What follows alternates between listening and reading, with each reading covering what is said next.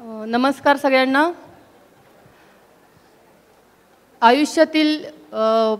आयुष्याचे वेगवेगळे टप्पे असतात आणि मला वाटतं की आयुष्यातील सगळ्यात सुंदर टप्पा हा प्रेमाचा असतो. आणि जे प्रेमात आहेत किंवा ज्यांनी प्रेम केले त्यांना ते लगेचच लक्षात येईल की हा किती सुंदर टप्पा असतो. निदा फाजली असं म्हणतात, तुम्हाला ती गझल तर माहितीच आहे की होश वालों को खबर क्या, बेखुदी क्या चीज़ है, इश्क कीजिए और समझिए जिंदगी क्या चीज़ है. म्हणजे आयुष्यामध्ये एक अशी वेळ येते की आपल्याला कुणीतरी आवडतं, कोणत्याही टप्प्यावर आवडू शकतं आणि खूप छान भरभरून वेगवेगळ्या प्रकारच्या भावना होतात. आपण एका वेगळ्या भावनांच्या असं काय म्हणजे आकाशात तरंगत असतो. खूप छान फिलिंग असते आणि एक टप्पा असा येतो की आता आपल्याला या माणसाच्या शिवाय राहणं अशक्य आहे. प्रेम जर आपण म्हणालं तर ही खरं तर खूप वैयक्तिक भावना असते. आपल्याला कोण आवडतं, कशा पद्धतीने आवडतं, तर ही खूप वैयक्तिक भावना असते. मात्र लग्न किंवा प्रेम कुणाशी करायचं ह्या गोष्टी सगळ्या समाज ठरवतो. म्हणजे जेवढी प्रेम खूप सुंदर गोष्ट असते एका पातळीवरती, पण जेव्हा आपल्याला लग्न करायचं असेल तेव्हा आपल्याला समाजाचा विचार हा करावाच लागतो. ठीक आहे. आणि अनेक अडचणी आपल्याला प्रेमाची आपण म्हणूयात एका पातळीवरती परिपूर्ती करायची असेल किंवा एक सहजीवन जर आपल्याला सहजीवनात राहायचं असेल तर आपल्याला समाजामध्ये वेगवेगळ्या अडचणींना आपल्याला सामोरं जावं लागतं. तर आत्ता ही जी आसपास माझ्या बसलेले जे कपल्स आहेत तर त्यांनी खूप मोठा पल्ला गाठलेला आहे. सरांकडे पाहू शकता तुम्ही की किती मोठा पल्ला गाठलेला आहे सरांनी आणि नीलाताईंनी.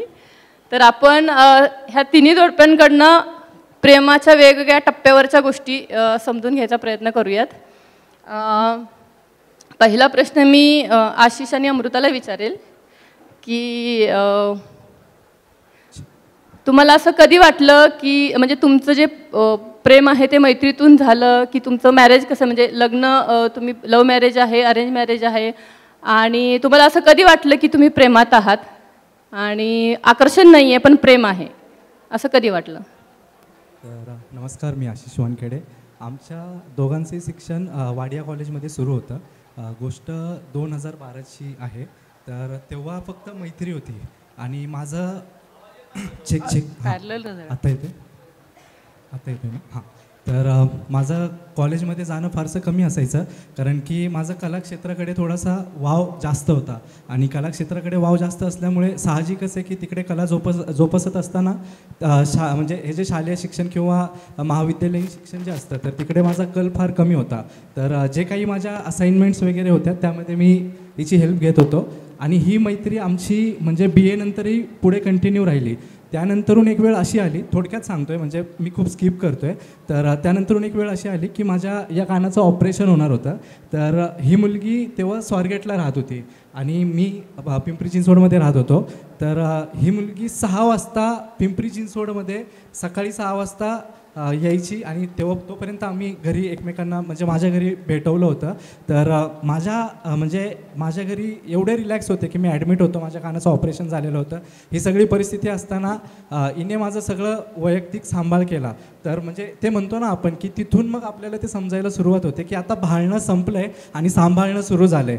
तर मग ही जी प्रोसेस असते म्हणजे लग्नासाठी काय असतं तर मग हे भाळणं संपलं की सांभाळणं ज्याला जमलं तर ही प्रोसेस ज्याला समजली तिथून मग आपण लग्नाला सुरुवात करू शकतो हा विचार येतो. आणि तेव्हा जे लव्ह ॲट फर्स्ट साईट म्हणतो ना तर ते फर्स्ट थॉट ऑफ म्हणजे मॅरेज की आपण या व्यक्तीसोबत लग्न करू शकतो कारण की हिला सांभाळणं फार उत्तम जमतं आहे. कारण की कलाकाराचं आयुष्य म्हणलं की फार कमी जास्तपणा येत राहतो, कधी म्हणजे आज काम आहे उद्या नाही आहे. हॉनेस्टली बोलतो आहे, असं मला काही असं लाजल्यासारखं वाटणार नाही. ही रिॲलिटी आहे. म्हणजे जे तुम्हाला टी व्हीवरती दिसतं फार गोड हसणं वगैरे तो PRचा भाग झाला, पण एक रिॲलिटी सांगायची झाली, एक वास्तव सांगायचं झालं तर आज काम आहे उद्या नाही आहे असं असताना सुद्धा ही व्यक्ती जर आपल्यासोबत राहू शकते, आपल्याला सांभाळू शकते तर ही व्यक्ती योग्य आहे. तर त्यामुळे इथून आमच्या लग्नाचा प्रवास सुरू झाला आणि लग्नाला आत्ता 6.5 वर्ष पूर्ण झालेले आहेत.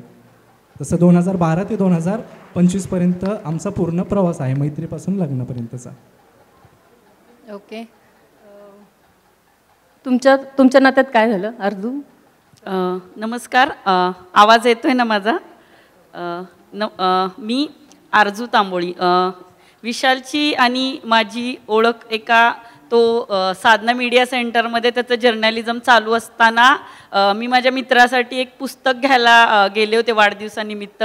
त्या ठिकाणी आमची पहिली ओळख झाली आणि त्या दरम्यान मी स्वतः MPSC UPSCचा अभ्यास करत होते. तर ती आमची पहिली ओळख आणि एक वैचारिक नाळ जुळते एखाद्या व्यक्तीसोबत. तर ते आमच्या बाबतीत ते तसं झालं की आमची वैचारिक नाळ त्या ठिकाणी पहिल्या भेटीत बरीचशी जुळली होती.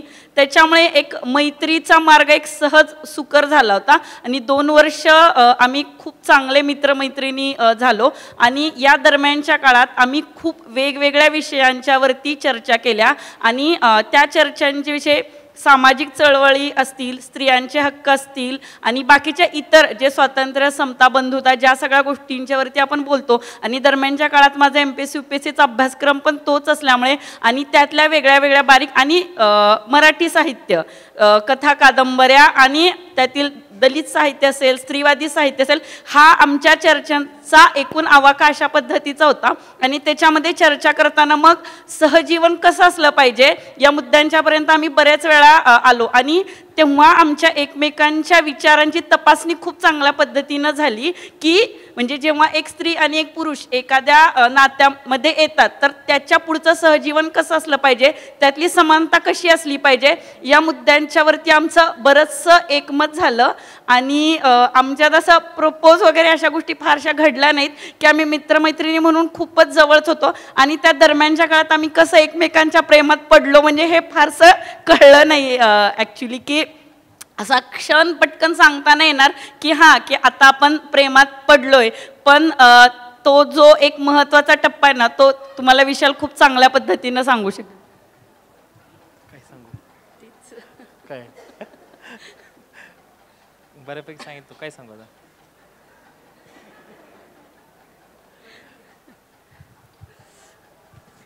आम्ही मग अशी चर्चा करत होतो आणि मी त्यांना म्हणाले की आपण अशी चर्चा करणं असं मी काही प्रश्न विचारेल वगैरे.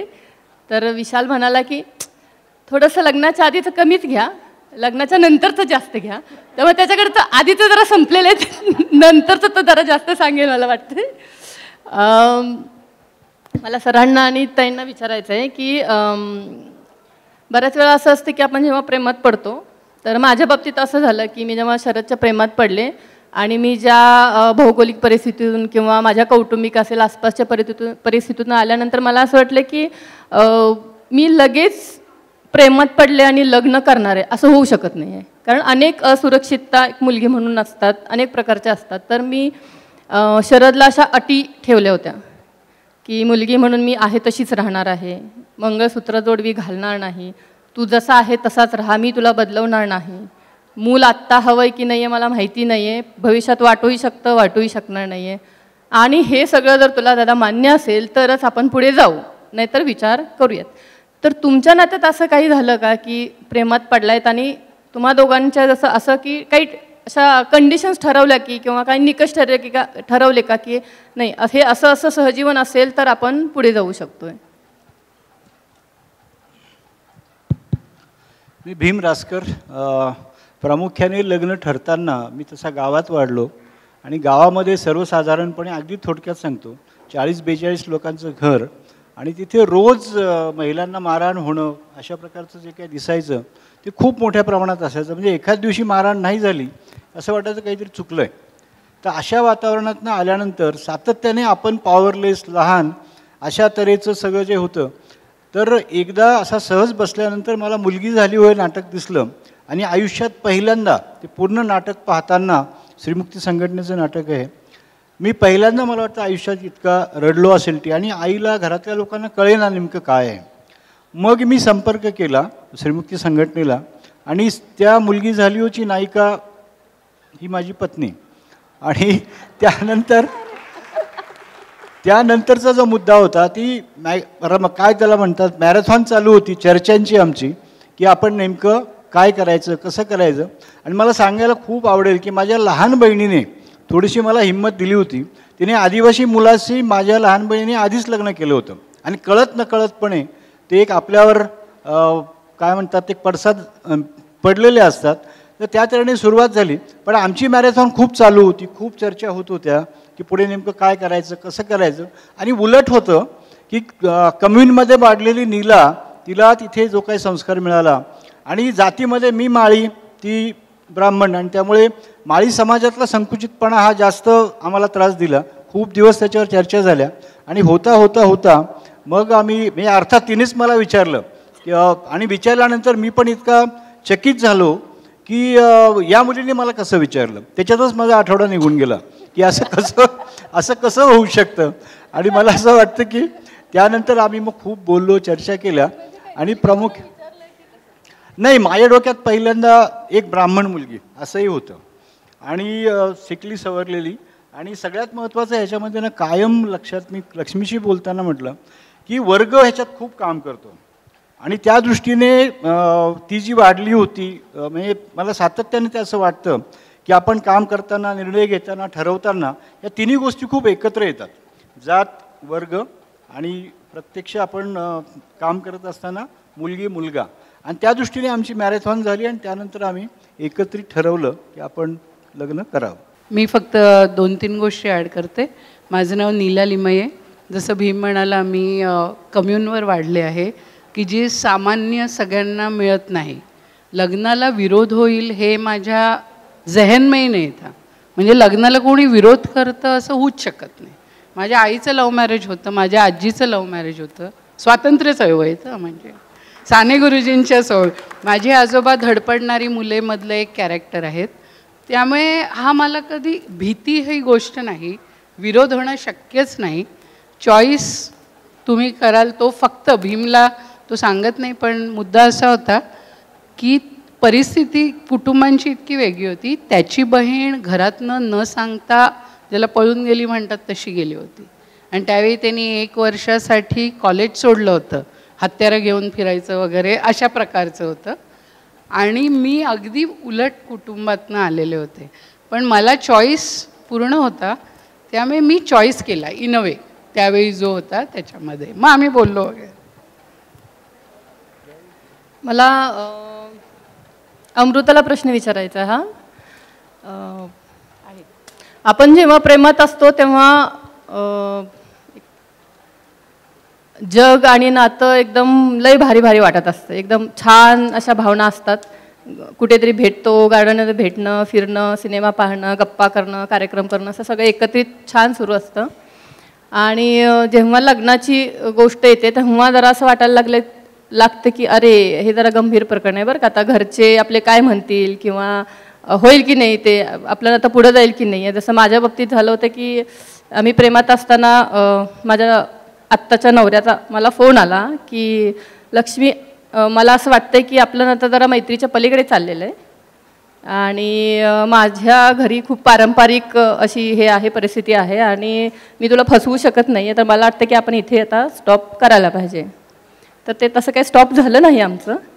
पण जेव्हा तुम्हाला असं कळलं की आपण प्रेमात आहोत, मात्र जात आणि धर्म, खरं तर तुम्ही आंतरधर्मीय लग्न केलेलं आहे, तर वेगळं आहे एकमेकांचं, तर त्यावेळी काय वाटलं आणि काय तुम्ही भूमिका घेतली, त्यावेळी काय विचार केला? हॅलो, नमस्कार आणि सर्वांना जय भीम.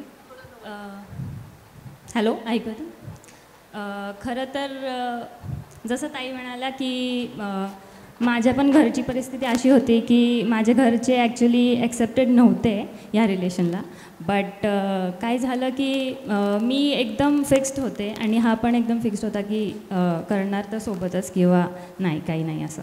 सो मग जसं तुम्ही बोलताय की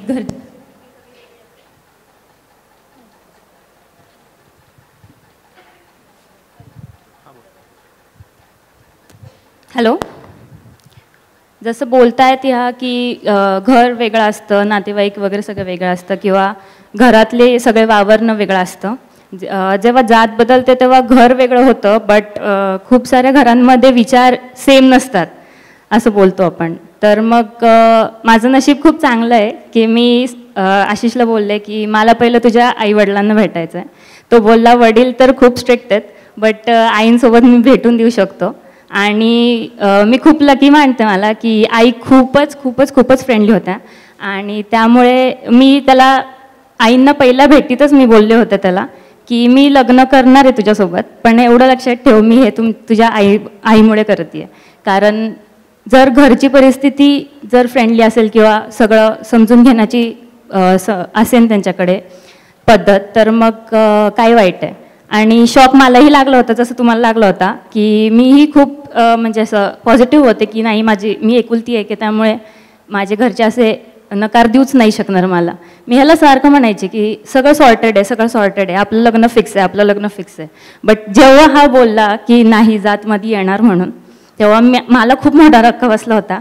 बट त्यांनीही साथ सोडली नाही आणि मीही नाही सोडली. आणि कधीही आपण टोकाचा विचार करू नये असं बोलतात की इन्स्टिंक्ट असं घ्या चॉईस, पण ॲक्च्युली आपण स्वतः जर म्हणत असू की नाही आपण सोडायचं नाही आहे हे, तर मग ते प्लीज तुम्ही हे करा की तुम्ही सगळं स्वतःला जे पाहिजे ते तुम्ही सोडू नका, एवढं आहे माझं. आणि तेव्हा मला समजलं की नाही ही फॅमिली जशी आहे तशी आहे आणि ह्याच्यामध्ये मी मिक्स होऊन जाऊ शकते. सो तिथे मला समजलं की हेच राईट डिसिजन माझं म्हणून. थँक्यू. तुम्ही विचारलेल्या म्हणजे शब्दशः प्रश्नाचं शब्दशः उत्तर मी देतो. ॲक्च्युली काय असतं, आपण स्त्री पुरुष समानता मानतो, ठीक आहे, पण पुरुषाला ना कुठेतरी एक पाऊल पुढे ती जबाबदारी घेण्याची म्हणजे ते परंपरागत चालत आलेलं असतं की म्हणजे ते असतं एक, तर ते माझ्याकडे आलेलं होतं. कारण की आत्ता आपण म्हणजे अशा देशामध्ये राहतो की तिथे समुदायानुसार राहिलं जातं, तर त्या समुदायात ते आपल्या कानी पडत असतं की आपल्यात हे नाही चालत, आपल्यात ते नाही चालत, हे नाही. तर आपण अवेअर असतो कुठे ना कुठेतरी की हे असं केल्याने असं होतं. तर याची कल्पना मी तिला आम्ही BA करत असतानाच दिली होती की जरी असं पुढे जाऊन काही झालं, आणि तेव्हा जसं मी बोललो की हे फार नंतर आम्ही हे डिसिजन घेतलेलं आहे. तर शब्दशः उत्तर असंच असेल की पहिल्यांदा ॲज अ म्हणजे ते पुरुष जबाबदारी घेतो तशी जबाबदारी घेऊन मी तिला ही कल्पना देऊन ठेवली होती की आत्ता जरी तू हा विचार करत असलीस तरी 5 वर्षाने 4 वर्षाने जेव्हा कधी आपल्याला हा विचार घ्यायचा असेल, निर्णय घ्यायचा असेल, तेव्हा ह्या गोष्टी आडव्या येतील आणि याच्यासाठी तू प्रिपेअर राहा. तर आपण म्हणतो ना की म्हणजे हे असं असतं ना की एक लांबच्या प्रेमाचा दृष्टिकोन, तर तो मी तिला देऊन ठेवला होता की जरी करायचं झालं तर तुला हे असं करावं लागेल, तरच ह्या गोष्टी अशा अशा होतील. आणि त्यावेळात तिने तो विचार केला होता, म्हणून आज आम्ही इथे या मंचावरती आहोत. पण काय झालं पुढे, घरी समजल्यानंतर काय झालं पुढे? आता कसं आहे की कालांतराने प्रत्येक गोष्टीला औषध असतं, तसं आता त्या गोष्टी हे झाल्यात, म्हणजे त्याच्यावरती औषध लागले गेले. नकार यांच्याकडून होता, ॲक्सेप्टन्स आपल्याकडून होता. फुले, शाहू, आंबेडकर, अण्णाभाऊ साठे आणि अनेक महापुरुषांचे जे विचार होते ते पुस्तकाद्वारे वडिलांनी घरात आणले होते. बामसेप होती त्या काळामध्ये आणि तेव्हा बामसेपसाठी वडील कार्यरत होते. आत्ताही अंधश्रद्धा निर्मूलन समितीसाठी ते कार्यरत आहेत. तर घरातून कानी विचार येतात, ठीक आहे, संस्कार एक वेगळी गोष्ट आहे, ते विचार कानी येत असतात. आणि आज पण म्हणजे असं कुणीच असं वडील मुलाला बसून असं सांगत नाही की हे संस्कार आहेत आणि हे विचार आहेत. तर ते कानी आलेले जे विचार असतात किंवा अचानक मध्ये कुठलं तरी पान उघडलेलं असतं, आपण ते ऐकतो, किंवा वडील एखादा व्हिडिओ पाहत असतात, टीव्हीवरती न्यूज पाहत असतात, तर तेव्हा ते जे विचार येत असतात ते कानी आलेले विचार होते. आणि त्यामुळेच हा जो दुजाभाव असतो ना, तो कधीच म्हणजे इवन मैत्रीमध्ये असेल, म्हणजे एक पुरुष म्हणून माझी जी मित्रमंडळ आहेत त्यांच्यामध्ये सुद्धा मी तो धर्माचा जातीचा विचार केला नाही. आजही माझे सगळे जाती धर्माचे मित्र आहेत आणि ते अजूनही सोबतच आहेत. तर मग ते ॲक्सेप्टन्स होता. सो इने पॉझिटिव्हिटीकडे लक्ष दिलं. आणि ती जी निगेटिव्हिटी होती तिथे मी हिला बोललो होतो की एक मेल इगो असतो, ठीक आहे. तर मी हिला बोललो होतो की 3च चान्स मी येणार तुझ्या घरी, आणि मी 3ही वेळा गेलो आणि 3ही वेळेस मला ते नकार ऐकू आला. मग मी तिला बोललो की आता मी माझं कर्तव्य पूर्ण केलंय, आता नेक्स्ट कॉल तुझा असेल. सो हे थोडंसं जे म्हणतो ना आपण की ते तगमग, तर माझा मेल इगो 3 वेळेचा होता. मग तिने तिचा डिसिजन घेतला आणि मग आम्ही लग्न केलं. सो म्हणजे प्रयत्न मी पुरेपूर केले त्यांच्या घरी जाऊन मनवण्याचा. आणि गोष्टी असतात की म्हणजे आपण बघतो लग्न करताना नाक डोळे वगैरे, हे तर ते सगळं त्या म्हणजे जुळून आणलेल्या लग्नामध्ये होतं. माझ्या अशी अपेक्षा होती की तुझे फ्युचर प्लॅन काय असतील, असे काहीतरी प्रश्न येतील. पण पहिलाच प्रश्न असा होता की तुमचं आणि आमचं जमू शकत नाही. ठीक आहे, मग ते तुमचं आणि आमच्यामध्ये काही गोष्टी आपण समजून घ्याव्या लागतात. तेव्हा तो म्हणजे वयोगट नसतो समजून घेण्याचा, पण त्यावेळेस त्या गोष्टी समजून घ्याव्या लागतात. मगाशी मी म्हणल्याप्रमाणे की ते आपल्यासोबत एका त्या समुदायात राहिल्यामुळे, ते विचार कानी ऐकू आल्यामुळे ते आपल्याला काही गोष्टी समजून घेण्याची सवय लागते. तर त्या सवयीमुळे मला त्या गोष्टी समजल्या आणि 3 वेळा मी माझी ते जी कर्तव्यपूर्ती करायची होती ती मी केली. त्यानंतरून हिने केली. मग आता हे दोघांच्या कर्तव्यावरती हा संसार एवढा इथपर्यंत आलेला आहे. अमृतालाच मला विचारायचं, परत आपण आरजू आणि ह्याच्याकडे येऊयात. आपल्या सगळ्यांनाच माहिती आहे की समाजामध्ये ज्या जाती आपण खालच्या वरच्या असं जे समजतो, म्हणण्यासाठी असं म्हणा, किंवा जे भावना आहे किंवा समाजाची भावना आहे, तर तुला किती ते अवघड गेलं? कारण तुमच्यामध्ये तू मराठा समाजातील आहेस, तर तुझ्या घरी कन्व्हिन्स करायला किती अवघड गेलं? कदाचित मुलगी म्हणून आणि परत अजून जातीच्या उतरंडीतील वरच्या एका जातीतील मुलगी म्हणून तुला किती अवघड गेलं ते? आणि काय केलं, नेमकं काय केलंस की ते असा इतका सुंदर आता सुकर प्रवास इथपर्यंत आलेला आहे? खरं तर जसं आशिष बोलला तसं की पहिले 3 वेळेस जेव्हा पण तो घरी यायचा तेव्हा तो रुसूनच जायचा. आणि माझ्याकडे पण एक असा ऑप्शन नव्हता की काय करू. मी स्वतः शॉकमध्ये होते की मी एकुलती एक असून माझं एकच विश हे लोक पूर्ण नाही करत आहे. आणि असं खूप साऱ्या गोष्टी होतात ना लहानपणी की आपल्याला जे हवं आहे ते पाहिजे, आपल्याला जे हवं आहे ते भेटतंय आपल्याला, आपण खूप खुश आहे, मी एकुलती आहे की मी राणी आहे किंवा असं सगळं असतं. ते एकुलती एक असल्यावरती असतो तो ॲटिट्यूड. पण खरं तर जेव्हा आशिष बोलला अरे जात येते मध्ये, मला तेव्हा क्लिक झालं की ॲक्च्युली जात ही एवढी इम्पॉर्टंट आहे का? तर नाही आहे. लोकांचे विचार कसे आहेत कसे नाही आहेत हे इम्पॉर्टंट आहे. समोरचा माणूस आपल्याला तो हँडल करू शकतो की नाही करू शकत, किंवा आपल्या दोघांचे विचार मिळत आहेत की नाही मिळत आहेत हे इम्पॉर्टंट आहे, ना की तुमची जात काय आहे. तर मग ते खूप क्लिक झालं तेव्हा. आणि आशिष म्हणला तसा की त्यांनी विचार दिलं होतं सोडून की आता मी गिवअप देतो की आता मी अजून किती प्रयत्न करू. तर मग हे खरं तर घरच्यांना समजवता आलंच नाही आम्हाला. त्यामुळे आम्ही लग्न असं स्पेशल लग्न जे बोलता तुम्ही तिकडे जाऊन लग्न केलं. आणि मी आठवडाभर घरी सांगितलंच नाही की मी लग्न केलं आहे म्हणून. मी घरी आशिषला भेटायचे, बाहेर जाऊन वगैरे यायचे. कॉलेजला इंटर्नशिप चालू होती माझी तेव्हा, आणि जायचे आणि आशिषला पण 1-2दा भेटून यायचे. आणि खरं तर सपोर्ट ह्याच्या घरच्यांकडनं पण खूप होता त्यावेळेस. तर मग त्यामुळे घरी येऊन जाऊन करत होते मी. बट आठवड्यानंतरून मी आशिषच्याच घरात थांबले. मला घरनं खूप फोन येत होते की तू घरी कधी येणार आहेस किंवा काय, वाटलंच नाही का आपण घरी बोलू चर्चा करू वगैरे. म्हटलं नाही, माझं फायनल डिसिजन झालेलं आहे. मग ॲक्च्युली ह्याला वर्ष गेलं सांगायचं झालं तर, की वर्ष झालं आणि माझे घरचे माझ्यासोबत बोलत नव्हते किंवा काही. आणि त्याच्या वर्ष झाल्यानंतरून मला समजलं की मी प्रेग्नंट आहे. तर मग जेव्हा मी ते प्रेग्नन्सीची न्यूज दिली आणि त्याच्यानंतरून माझे घरचे थोडेसे मेल्ट झाले आणि त्यांनी जरा विचार चेंज केला. आणि मग त्याच्यानंतरून मग सगळं सॉल्व्ड आउट झाले आता. अशी होती. माझ्या घरी माझ्या नवऱ्याला यायला 10 वर्ष गेली. म्हणजे 10 वर्षांनी तो गेला आणि मी दर महिन्याला घरी जायचं सोडलं नव्हतं मी. आणि मी घरी गेले की वडील घराबाहेर निघून जायचे. पहिल्यांदा तर असं झालं की आठवडाभर राहिले, आठवड्याभर कुठे गेलं कुणालाच माहिती नव्हतं. पण नंतर झाल्या काही गोष्टी अशा. तर ते एक होतं की मी तगवून, जसं तुम्ही दोघांनी आहे की तगवून धरणं की नाही आपल्याला हे सोडायचं नाही ना, आपल्याला कुटुंबाला धरून पुढं जायचं आहे. तर कदाचित तो विचार पण माझ्या डोक्यात फार होता. आपण आरजू आणि तुमच्या दोघांकडनं पण मला जाणून घ्यायचं की तुमच्याबद्दल नेमकं काय काय घडलं त्यावेळी. घरून विरोध झाला किंवा ती प्रक्रिया पूर्ण कशी झाली सगळी? एकतर मी शालेय जीवनापासून अंधश्रद्धा निर्मूलनाच्या कामामध्ये होतो आणि त्यामुळं ती पार्श्वभूमी माझ्यासाठी खूप चांगली ठरली. मी जर चळवळीमध्ये नसतो तर आमचं 2016ला लग्न झालं.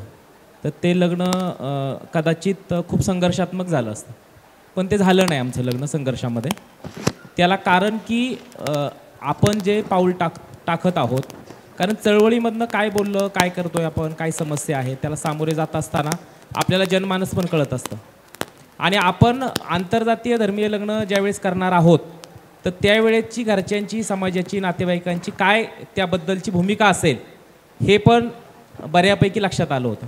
त्यामुळं त्या संबंधीचा संवाद सातत्यानं घरच्यांबरोबर राहिला आणि त्यामुळं लग्न करत असताना माझ्या बाजूनी कधी असा प्रश्न आला नाही की तू काहीतरी हे चुकीचं करतोय किंवा असं. तर अनेकांचं म्हणणं असं होतं की तू असंच काहीतरी करू शकणार होता, अशी प्रतिक्रिया आली मला लग्नाच्या वेळेस.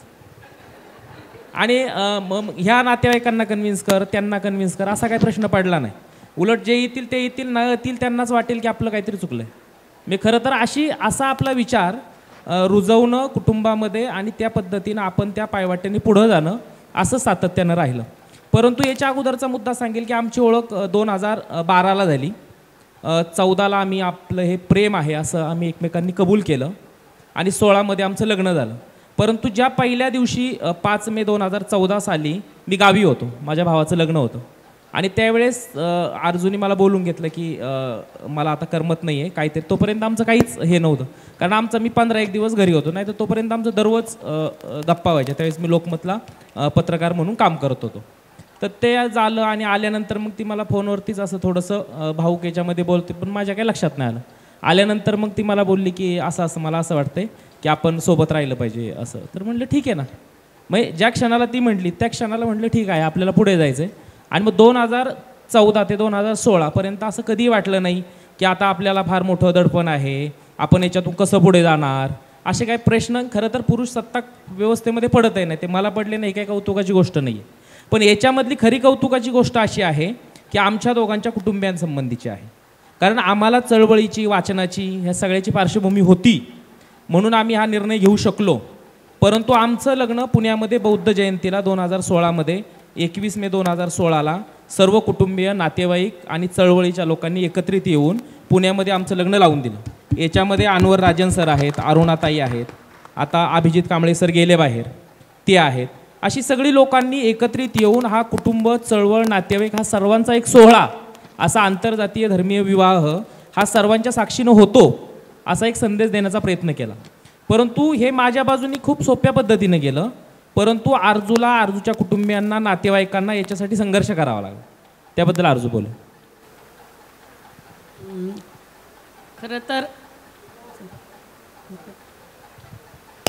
खरं तर आपल्या समाजामध्ये असं एक हे आहे की मुलाला जेव्हा प्रेमविवाह करायचा आहे तर आपल्याकडे मुलगी येणार आहे किंवा मग ती आपल्याच चालीरीती सांभाळेल, आपलीच जात पुढे चालवेल किंवा आपलाच धर्म पुढे चालवेल, असं कुठंतरी ते एक हे डोक्यात असतं. त्याच्यामुळं मुलाकडचा जो एक्सेप्टन्स असतो ना तो बऱ्याच अंशी थोडा सोपा होऊन जातो. पण हे नेमकं मुलीच्या बाजूनी खूप उलटं असतं की आपली मुलगी जाणार आहे म्हणजे स्त्रियांचं जे कमोडिफिकेशन म्हणतो किंवा सो कॉल्ड स्त्री म्हणजे इज्जत, आणि मग ती वेगळ्या जातीच्या मुलाबरोबर लग्न करते किंवा वेगळ्या धर्माच्या मुलासोबत लग्न करते. तर हे त्यांना प्रचंड अवमानजनक वाटतं. जेव्हा मुलगी येईल त्यांच्याकडे लग्न करून हे त्यांच्यासाठी अजिबात अपमानकारक किंवा ह्युमिलेटिंग, इन्सल्टिंग नसतं. पण जेव्हा आपली मुलगी दुसऱ्याकडे जाते ना तर हे जे समाजाचं स्ट्रक्चर आहे ना, इथं खरं म्हणजे खूप मोठा फरक आहे की मुलाच्या बाजूनी आणि मुलीच्या बाजूनी. आता माझ्या घरात परिस्थिती अशी होती की माझी आई शिकलेली होती, शासकीय नोकरी करत होती, त्याच्यामुळे तिचा जनसंपर्क चांगला होता. ती तलाठी, उपलेखापाल, तहसीलदार पदापर्यंत काम करत असल्यामुळे नेमकं असं झालं की तिला या ज्या गोष्टी समाजात चालतात किंवा प्रबोधन वगैरे या गोष्टींशी ती अवेअर होती. आणि माझा एकंदरीतच मी पुण्यात अभ्यास करते, चळवळींशी संबंध आहे किंवा काही 4 गोष्टी माहिती, तर हा माझा तिच्याशी सतत संवाद चालू असायचा. म्हणजे हे जे बॉन्डिंग होतं ना आमचं, याचा मला खूप जास्त उपयोग झाला या सगळ्या याच्यामध्ये. आणि मग ती माझी मैत्रीण असल्यासारखीच होती. त्याच्यामुळे मी इतकं म्हणजे आंतरधर्मीय विवाह करते किंवा मला एखादा मुलगा आवडतोय हे सांगण्याचं बळ किंवा धाडस मला तिच्यामुळेच आलं की तो विश्वास आम्ही आमच्या नात्यामध्ये निर्माण केलेला होता.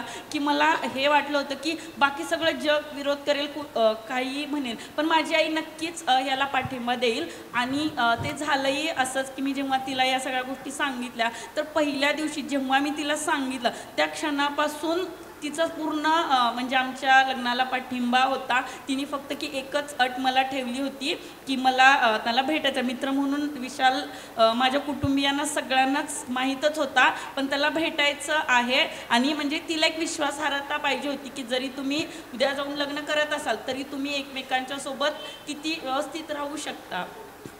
तर मग आईचा हा जो पाठिंबा होता ना, तो लग्न लावण्यापर्यंत, अगदी ती मागच्या वर्षीच वारली तर ते शेवटच्या क्षणापर्यंत तिचा या लग्नाला पाठिंबा होता. आणि मूळ म्हणजे सांगायचं आहे की घरातल्या त्या वातावरणाचा मला खूप जास्त फायदा झाला. माझी जी कोर फॅमिली होती की माझी मोठी बहीण सोडली तर माझी आई, भाऊ, माझी बहीण, या सगळ्यांचा या लग्नाला पाठिंबा होता. माझे नातेवाईक प्रचंड विरोधात होते. त्यांनी आईच्यावरती खूप दबाव आणला. त्या काळात जेव्हा म्हणजे लग्न हे जाहीर होणार होतं, पत्रिका व्हायरल झाली आणि महाराष्ट्रातल्या कानाकोपऱ्यातून खूप मुल्लामोल खूप लोकांचे नातेवाईकांना फोन जायला लागले, नातेवाईकांचे आईवडिलांना, आणि इतक्या प्रचंड दडपणात होती की ते लग्न लागेपर्यंत या सगळ्या गोष्टी सुरळीत होतील का, किंवा म्हणजे आम्हाला पण खूप धाकधूक होती की ते लग्न लागेपर्यंत की खरंच हे सुरळीत लागेल का मध्येच काहीतरी होईल. म्हणजे खरंच नातेवाईकांच्या पातळीवरती प्रचंड तणावाची परिस्थिती होती त्या काळात. पण ह्याचा एक मोठा भाग असा होता की मुस्लिम सत्यशोधक मंडळ असेल, अंधश्रद्धा निर्मूलन समिती असेल किंवा वाघ सर, हे मगाशी विशालने ज्यांची नाव घेतली, या चळवळीतल्या लोकांचा प्रचंड पाठिंबा होता. त्याच्यामुळे हे जरी सामाजिक दडपणं किंवा बाकीच्या ज्या गोष्टी काही जरी झाल्या असल्या तरी ते लग्न खूप सुरळीत पार पाडण्यासाठी ह्यांची खूप महत्त्वाची भूमिका बजावली गेली त्या काळाच्या दरम्यान. आता तू डॉक्टर आहेस, बरोबर आहे? तर मला तुला विचारायचं की जर तू डॉक्टर नसतीस तर ह्या सगळ्या परिस्थितीत फरक पडला असता का, की जो पाठिंबा तुला मिळालाय तर तो घरातनं मिळाला असता का पाठिंबा? घरातून कदाचित कोर फॅमिलीतून तो पाठिंबा तसाच मिळाला असता. बाकीचं जे मी स्वतः इंडिपेंडंट होते, विचार करू शकत होते, मी नंतर MPSC UPSCचा अभ्यास करून एक पोस्ट म्हणली, या सगळ्या गोष्टी कुठंतरी माझं एक सामाजिक स्थान उंचावण्यासाठी मदत झाली. आणि तिनं जर निर्णय घेतला आहे तर तो कदाचित योग्य असेल असावा. म्हणजे नंतरच्या नातेवाईकांनी तेव्हा जरी विरोध केला असला तरी त्यांचं नंतर ते मत बदललं, परावर्तित झालं आणि आता त्या एक्सेप्टन्स पूर्णपणे वाढलेला आहे. तर डॉक्टर असणं किंवा बाकीच्या सगळ्या गोष्टी असणं ह्याचा नक्कीच खूप जास्त उपयोग होतो या सगळ्या प्रक्रियेमध्ये. तुमच्या फॅमिलीमध्ये नीलाताईंना स्वीकारायला वेळ गेला की लगेच स्वीकारलं गेलं? कसं स्वीकारायला खूप वेळ गेला. याचं कारण मी आता बोलताना एक निश्चितपणे जाणवतं आहे की सामाजिक पार्श्वभूमी, जागरूकता, एकूण समाजामधला वावर हा माझ्या घरामध्ये जवळजवळ अजिबात नव्हता. आणि तिच्या घरामध्ये पूर्ण लाल निशाण पक्षाचं वातावरण, कम्युनचं वातावरण, दावा विचार आणि खूप युनियनचं काम चालायचं. त्यामुळे तो एक तफावत खूप मोठ्या प्रमाणात होती. त्यामुळे अर्थात माझ्या घरामध्ये ठरवणारे वडील, आई तसं तिला काही निर्णय घ्यायचा प्रश्नच नव्हता. जे काय ठरवायचं ते वडिलांनी ठरवायचं. त्यामुळे त्यावेळेस आम्ही वेगवेगळ्या पद्धती वापरत गेलो. अर्थात माझ्यावर ते दडपण खूप येत होतं. नीलाने जसं सांगितलं की लहानपणी 17 वर्षाची असतानाच बहीण पळून गेली, आदिवासी मुलाबरोबर लग्न केलं, प्रेम प्रकरण झालं. त्याचं एक दडपण माझ्यावर निश्चितपणे खूप होतं. आणि त्या काळातला मी आणि नंतरचा मी याच्यामध्ये खूप फरक आहे. तर त्या दृष्टिकोनातून पहिल्यांदा मी वडिलांना मुलगी झालीवरच दाखवलं. आणि त्यामुळे तिथे एक थोडासा तो बाण लागला की थोडासा फरक आमचा त्यांना पटलं की अरे वेगळी मुलगी आहे. नाटक आणि हे सगळं त्याचा एक प्रभाव पडला होता. पण नंतरचा भाग खूप त्रासाचा होता. म्हणजे आमचं लग्न होताना ज्या तऱ्हेचं लग्न आम्हाला करावं लागलं, खूपच श्रमिकवरतीच आम्ही लग्न केलं, फक्त दूध आणि असं रजिस्ट्रेशन केलं. पण त्या ह्याच्यामध्ये वडिलांना फार भाग घेता आला नाही किंवा अनिच्छेने ते आमच्याबरोबर होते. रजिस्ट्रेशन करताना तिथे येणं वगैरे सुद्धा खूपच त्यांना त्रासदायक होतं. अचानक बाहेर आमच्या घराच्या बाहेर मोठा मंडप पडला किंवा एक STच भरून आमच्या गावची तिथे आली. ती खूप गोंधळाच्या गोष्टी होत्या. पण त्यांचं मुख्य भर जो होता की गावातल्या लोकांनी ॲक्सेप्ट केलं तर बरं, म्हणून आम्ही गावाला जाऊन थोडं ॲडजस्टमेंट पण केली. की तिथेही त्यांचं म्हणणं होतं गावाला ॲक्सेप्ट व्हायचं असेल तर जागरण घातलं पाहिजे. मग जागरण घातलं तर आम्ही अशी अट टाकली की इथे मुलगी झाली दाखवलं पाहिजे. तर एक मुलगी झाली हो आणि जागरण असं एक के बदले एक असंही झालं. त्यामुळे या झगडं खूप होत गेला. आम्ही लग्नानंतर पण फार दिवस त्यांच्याबरोबर नाही राहू शकलो. बरीच घरं त्या काळात आम्ही बदलली आणि साधारणपणे 6 महिन्यांनी परत गावातले आमचं शिष्टमंडळ जे होतं ते आलं आणि मी गावात वाढलेलो, सगळे लोक ओळखीचे होते. मी थोडक्यात सांगतो तर ते शिष्टमंडळ आलं आणि त्यांनी सांगितलं की अरे ठीक आहे, तुझ्या मनाप्रमाणे तू केलं, आता आमच्या मनाप्रमाणे तू कर. म्हणजे गावाला त्यांनी मुलगी बघून आले होते, एक मुलगी गावाला शेतीवरती आणि एक मुलगी इकडे, याला काय अर्थ आहे. आणि असं गावातलं पंचमंडळ येतं ना, तशा तऱ्हेने ते आलेले होते. त्यामुळे हे झगडे बरेच झाले आणि त्याचा त्रास अर्थात आई चक्कर येऊन पडणं, अमुक तमुक ह्या गोष्टी खूप घडल्या. त्यानंतर आम्ही 6-7 घरं बदलली, एकत्र नाही राहू शकलो. परंतु ह्याच्यामध्ये एक भाग जो नीलाकडनं खूप शिकायला मिळाला, खूप समजून, की माझ्या बहिणीचा ॲक्सेप्टन्स नंतर वाढला किंवा आम्ही जे म्हणायचो जी गेली ती मेली, त्याच्यात खूप फरक पडला. आणि मला निश्चितपणे असं वाटतं की ह्याच्यामधला जो कम्फर्ट झोन होता तो सगळा गेला आणि आपण झगडा केला पाहिजे, आपण या विचाराने पुढे जायला पाहिजे, ह्याचं एक मनाशी पक्क झालं. आणि मला वाटतं तीच एक ताकद होती की जी ताकद अर्थात नंतर मी लाल निशाणमध्ये, श्रीमुक्ती संघटनेत ह्याच्यातनं विचार तयार होत गेला माझा आपल्या पद्धतीचा. पण या सगळ्यामध्ये नीलाचा वाटा खूप जास्त मोठा आहे हे निश्चितपणे कळतं. आणि एक भाग खूप महत्त्वाचा आहे, या सगळ्या प्रोसेसमध्ये आपण खूप वाढत जातो आणि ती वाढ जी आहे ना ती खूप मला महत्त्वाची वाटली. आणि मला असं वाटलं की ती वाढच खरी आहे, योग्य आहे आणि त्या तऱ्हेने पुढे गेलो. कारण त्याच्यामध्ये तिच्या कुटुंबाचा, तिचा स्वतःचा ते जे योगदान होतं माझ्या वाढीमध्ये, ते मला कबूल करायला काही वाटत नाही, खूप महत्त्वाची गोष्ट आहे. थँक्यू. मला एक फक्त 2-3 गोष्टी सांगायच्या आहेत. पहिलं म्हणजे खरं म्हणजे आम्ही लग्न असंच बाहेर करू शकलो असतो. आमच्या दोघांकडे दोघेही जॉब करत होतो, माझ्या घरात तर पाठिंबा होता तसा. पण मुळात आम्ही दोघेही आपापल्या कुटुंबाला तसे खूप अटॅच्ड होतो. माझं मोठं कुटुंब म्हणजे पार दत्ता देशमुख, कॉम्रेड यशवंत चव्हाण, नंतर कोण माझे आजोबा, आजी, सगळेच. म्हणजे मुलगी झाली होती प्रॅक्टिसच चालायची माझ्या घरात. पण मी अटॅच्ड होते. मी पण भीमला सांगितलं होतं की माझ्या घरातनं जर आईवडील नाही म्हणाले तर मला पुनर्विचार करावा लागेल, कारण ते जातीवरनं नकार देणार नाही, त्याच्याबद्दल मला खात्री आहे. आणि भीमचं पूर्ण फ्युडल शेतकरी कुटुंब होतं, म्हणजे शास्त्रीय भाषेत. त्यामुळे तो पण खूप अटॅच्ड होता. 7 मामा, 4 काका, 3 मावश्या, 3 आत्या, केसा एवढं गणगोत, म्हणजे असं सगळं होतं. त्यामुळे त्यालाही त्याचं कुटुंब सांभाळायचं होतं. त्यांनी म्हटलं होतं माझ्या घरातनं नकार दिला तर मी लग्न करणार नाही, असं त्याचं नक्की होतं. पण नंतर असं झालं, आम्ही भेटायला लागलो आणि कळतं ना आपल्याला, आपण आवडतो एकमेकांना. मग भीमने एक मार्ग काढला, मग मी पण लग्न करणार नाही आणि तुम्ही पण करू नका. माझ्या वडिलांनी नाही सांगितलं तर मी पण नाही करत आणि तुम्ही पण नाही करायचं. तर मी म्हटलं असं माझी काही गॅरंटी नाही आहे की तुम्ही लग्न करू नका, मी असं माझं काही नाही वगैरे. गमतीतला आत्ता वाटतो तो भाग, पण त्यावेळी तो खूप सिरियस होता. पण भीमचे वडील पण खूप साहजिक त्या कुटुंबात एक आपला मुलगा एवढा शिकलेला, ते फक्त 4थी शिकलेले होते आणि निर्व्यसनी असल्यामुळे टाटामध्ये राहून खूप त्यांनी गावचं सगळं बघितलं, दुष्काळी आज कुटुंबात वाढल्यामुळे वगैरे. त्यामुळे शेवटचे 4 दिवसात त्यांनी लग्नाला पाठिंबा दिला आणि अख्खं गाव आणलं, म्हणजे एक रीतीने सगळे नातेवाईक आले. म्हणजे श्रमिकवर सगळे आडवे कुंकू लावून सगळ्या धडाधड बायका उतरत आहेत. आम्हाला वाटलं की कोणी येणार नाही आणि एकदम धावपळ झाली ती. मुद्दा असा होता, आयत्या वेळी त्यांनी मान्य केलं होतं. तर पण आमचं दोघांचंही एक होतं, आम्ही दोघंही खूप मोठ्या कुटुंबात वाढलो होतो. त्यामुळे स्वभाव वेगळे असतात, व्हॉटेवर त्याचे आपल्यावर संस्कार जे घडतात ते आमच्या दोघांवरही घडलेले होते नव्हे. त्यामुळे ते सोपं झालं. त्याची बहीण येतच नव्हती 8 वर्ष. वडील सांगायचे मला फक्त मुलगा आहे, मुलगी असं सांगायचे नाही.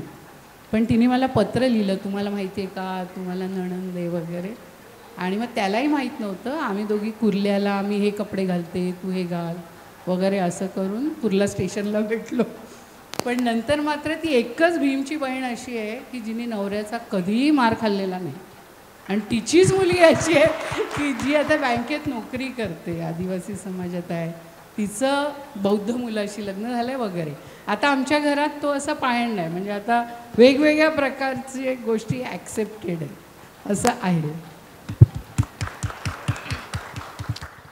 अनेक जोडपी जेव्हा आंतरधर्मीय किंवा आंतरजातीय लग्न करतात तेव्हा जसं नीलाताईंनी किंवा आपल्याला सगळ्याच माहिती आहे की अनेक प्रकारचे प्रेशर्स असतात. मग कुटुंब संबंध तोडतं, कधी कधी हिंसा होत असतात, दुरावा निर्माण होतो, अबला होतो, एक त्या समाजाच्या किंवा कुटुंबाच्या पातळीवरती असतो. आंतरधर्मीयमध्ये अजून वेगवेगळ्या प्रकारच्या धोके आहेत म्हणूयात आत्ताच्या परिपेक्षात धरलं तरी सुद्धा. आणि दुसरा हाही एक मुद्दा असतो की जेव्हा आपण प्रेमात असतो तेव्हा फार कम्पॅटेबल असतो, फार फार छान आपलं जमत असतं, कारण कमी सहवास असतो आणि एकच छान तेवढी बाजू आपल्याला एकमेकांची आपण समोर आणत असतो. तर मला तुम्हाला विचारायचं दोघांना की जेव्हा तुम्ही सहजीवन सुरुवात केलं आधीचा काळ म्हणजे लग्नाच्या नंतरचं, तर काय झालं मग की वाद झाले, विसंवाद झाला, भांडण झालं, किंवा नाही अरे लग्नाच्या आधी आपल्याला हे माहितीच नव्हतं, आत्ता कळायला लागले की काय नेमकं समोरची व्यक्ती कशी वागते आहे, तर काय झालं का असं की वादविवाद झाले तुमचे आणि कसे सोडवले तुम्ही? म्हणजे नात्यातली तुमच्या अशी कोणती स्ट्रॉंग गोष्ट आहे की ती तुम्हाला कामी आली? भांडणच. कारण की कसं असतं की ज्या नात्यात भांडण नसतं, जर भांडण झालंच नाही तर प्रेम वाढणार नाही. आणि सांगायचं झालं तर आमच्या नात्यात भांडणं कशी असतात, रोस्टिंगवाले असतात. इव्हन आत्ता आम्ही इथे यायच्या आधी म्हणजे मला मुलगी आहे जिचं नाव मी म्हणजे आनंदाने सांगेल की मी रुहानी ठेवलं आहे. ठीक आहे, अंधश्रद्धा निर्मूलन समितीचे जे आपले नरेंद्र सर दाभोळकर आहेत, तर हमीद नाव आहे बरोबर त्यांच्या घरामध्ये. तर काही मी मगाशी बोलल्याप्रमाणे की आपल्याला विचार तिथून येतात, तर ते विचार तिथून आले. तर आता सांगायचं असं मुद्दा की इव्हन आम्ही काहीतरी 3-3:15 वाजता मी आणि माझ्या मुलीने मिळून हिला रोस्ट केलं. ठीक आहे, आणि मग तिचं ते ॲक्शनला रिॲक्शन असते. तर ते असे छोटे मोठे वाद चालू असतात, पण ते जे टोकाचे भांडणं असतात ते अजून तरी झालेलं नाही आहे. याच्या पाठीमागचं कारण असं की मी सुद्धा अनफिल्टर्ड होतो, म्हणजे माझ्या कॉलेज लाईफमध्ये किंवा माझे जे काही म्हणजे अजूनही स्ट्रगलिंगचे जे दिवस चालू आहेत त्याच्यामध्ये, आणि ही सुद्धा अनफिल्टर्ड होती आणि हिलाही माझा तो अनफिल्टर्ड फेस पाहायला मिळाला होता. तर त्याच्यामुळे म्हणजे कुठल्याही प्रकारचा दिखावा नाही. जर म्हणजे मी त्या टायमिंगला कॉम्पिटिशन्स करायचो, म्हणजे नृत्य स्पर्धा करायचो, जिंकलो तर जिंकलो आणि हारलो तर हारलो. तर कधी जिंकल्याचं कारण दिलं नाही आणि कधी हारल्याचं कारण दिलं नाही. म्हणजे मला ते अनफिल्टर्ड म्हणजे जे म्हणतो ना आपण, आता मी इथे बसलोय, नो डाऊट मी इथे फिल्टर लावलाय कारण तो लावणं गरजेचं आहे, पण आपल्या व्यक्तींसमोर आपण फिल्टर नाही लावू शकत. आता ही जी खाली जसे माझे 3 मित्र बसलेत, ठीक आहे, तर यांना मी अनफिल्टर्ड माहिती आहे. ठीक आहे, आणि आता ते माझा फिल्टर फेसही त्यांना माहिती आहे कारण की आम्ही काल सुद्धा एका कार्यक्रमामध्ये सोबत होतो. सो अनफिल्टर्ड राहणं हे तुमच्या म्हणजे म्हणतो ना आपण की जर तुम्हाला असं जीवन जगायचं असेल तर तुम्हाला ह्या म्हणजे आयु वर्षापासून तुम्हाला अनफिल्टर्ड राहावं लागेल. सो असे टोकाची भांडणं नाही आहेत, पण रोस्टिंगवाली भांडणं आहेत, ॲक्शनला रिॲक्शन असते.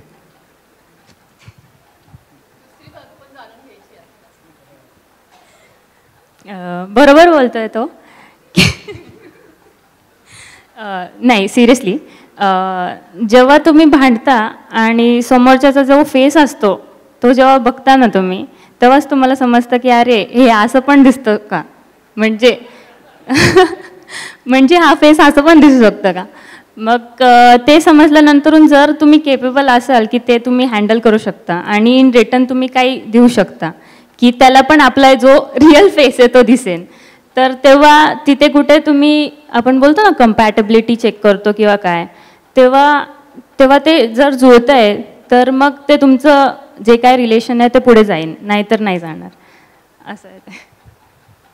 भांडताना कधी असा विचार आला की नाही मी जात धर्म ओलांडून नव्हतंच लग्न करायला पाहिजे होतं वगैरे, अशी कधी वेळ आली का टोकाची? एकदम कधीच नाही. ठीक आहे. मी आता अर्जू आणि विशालकडे येते. बऱ्याच वेळा असं असते की प्रेमविवाह हा फक्त प्रेमविवाह असतो आणि तो कधी कधी पारंपरिकच एका पातीवरती पारंपरिकच राहतो. म्हणजे उदाहरणार्थ की इतर पारंपरिक जी पितृसत्ताक पद्धती आपल्याकडे आहेत, ज्या गोष्टी होतात त्या पद्धतीमध्ये की मग मुलीचा धर्म बदलणं असेल, परत मुलीनं तिचं स्वतःचं घर सोडून येणं असेल, तिचं नाव बदलणं असेल, किंवा माझे एक मित्रमैत्रिणी मला माहिती आहे त्यांनी लव्ह मॅरेज केलेलं आहे, आंतरजातीय आहे, हां आंतरधर्मीय पण आहे, पण त्याने फक्त त्याच्याच धर्मानुसार लग्न केलं आणि मुलीचं नावही त्याने त्याच्याच धर्माचं ठेवलं. आता दुसरा मुद्दा असा आहे की जेव्हा आपण चळवळीमध्ये काम करतो तर असंही मी पाहिलं की जेव्हा स्त्री पुरुष समतेच्या पातळीवरती आपण विवाह संस्था पाहतो तर त्याच्यामध्ये असं होतं की मग कुठेतरी परत पितृसत्ताक रिलेशनशिप तयार व्हायला होतात, मग घरकामं असतील किंवा इतर जी मी उदाहरणं दिलेली असतील. तर तुमच्या नात्यामध्ये असं काही घडलं का? एकतर आम्ही घरामध्ये दोघंही काहीच करत नाही सुरुवातीतून, आणि आमच्या नात्याची जी सुरुवात झाली की ठीक आहे पुरुषांनी केलं तर काय फरक पडतो, भांडी घासणं, स्वयंपाक करणं, कपडे धुणं हे केलं पाहिजे. खरं तर आमची ज्या नात्याची सुरुवात आम्ही जे वैचारिक जे आमचं प्रेमाचं नातं जुळलं ते ह्याच मुद्द्यांवरती जुळलं होतं. आणि आता मी पूर्ण वेळ सामाजिक कामामध्ये आहे, ती ऑफिस करते, म्हणजे ती GSTमध्ये अधिकारी आहे. तर आम्हाला घरी काम करायला वेळच मिळत नाही त्यासाठी. त्यामुळं घरच्या घरगुती कामावरनं कधी कुटुंबामध्ये वादविवाद होणं किंवा हे होणं असं काही आत्तापर्यंत तरी काही कधी उद्भवलेलं नाही. दुसरा मुद्दा असा की जात धर्मावरनं पण कधी असे प्रश्न निर्माण झाले नाही. आता जसं आरजू मुस्लिम धर्मामध्ये तिचा जन्म झालेला आहे, पण जेव्हा ती तुझ्या नातेवाईक असतील, गाव असतील, इतर ठिकाणी तुझ्यासोबत जाते तेव्हा काय प्रतिक्रिया असतात लोकांच्या तिच्याबद्दलच्या? एकतर माझ्यापेक्षा सगळ्यात चांगला एक्सेप्टन्स तिला आहे. घरच्यांचे नातेवाईकांचे कॉल मला येत नाहीत, ते तिला येतात.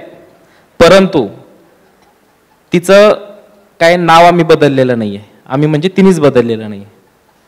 ती तिच्या धर्माचे कोणतेही काही हे करत नाही, मी पण माझ्या धर्माचे कोणतेही काहीच करत नाही. फक्त आम्ही दिवाळीला एकत्र सांस्कृतिक सगळ्यांनी एकत्रित मिळावं, भेटावं म्हणून बळीराजा महोत्सवाच्या निमित्तानं एकत्र येतो माझ्या गावी मंचरला. आणि पुण्यामध्ये आमचे सगळे मित्र परिवार आणि घरचे ईदच्या निमित्तानं आम्ही एकत्र येतो. तितके 2 जर धार्मिक सण जर सोडले तर आम्ही त्या अर्थानं काही करत नाही. परंतु लग्न झाल्यानंतर आम्ही जेव्हा सुरुवातीला घरी गावी गेलो, त्याच्यानंतर मग 15 दिवसांनी जसं वेळ मिळेल तसं जायचो. परंतु एकदा काय केलं की आम्ही ज्या वस्तीमध्ये राहतो तिथल्या काही महिलांनी विचारलं की ती टिकलीच लावत नाही आहे, जोडवेच नाही आहे पायामध्ये, मंगळसूत्रच नाही आहे. तर मी त्यांना काही प्रतिक्रिया त्यावेळेस दिली नाही. पण ज्यावेळेस दुसऱ्या वेळेस गेलो त्यावेळेस एकटा गेलो. मग त्यावेळेस जाताना मी टिकल्याचं पाकिट घेऊन गेलो. मग शेतामध्ये सगळ्या महिला वगैरे आईन त्या सगळ्या होत्या. तर ते म्हटले आरजू आली नाही. तर मी म्हटलं तुम्हाला हो का हे टिकल्याचं पाकिट त्यांना दिलं. म्हटलं तुम्हाला टिकल्याचं पाकिट पाहिजे की प्रेम पाहिजे, तुम्हाला आरजू पाहिजे की टिकल्याचं पाकिट पाहिजे?